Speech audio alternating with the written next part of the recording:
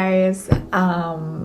Yeah, it's been a while since I uploaded because since after the winter break, things just like are filling up my to-do list. Like every day I fill up all the boxes on my planner. So there is no extra time for making YouTube videos, but I am still working on art projects.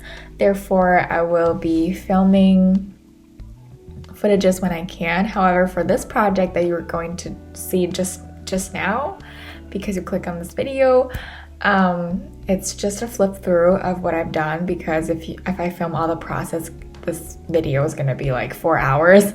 Also, I just want people to see my final result because I thought the process was pretty personal for myself and I didn't want to just put it on the internet. So I hope you enjoy it, and yeah, thank you for being here.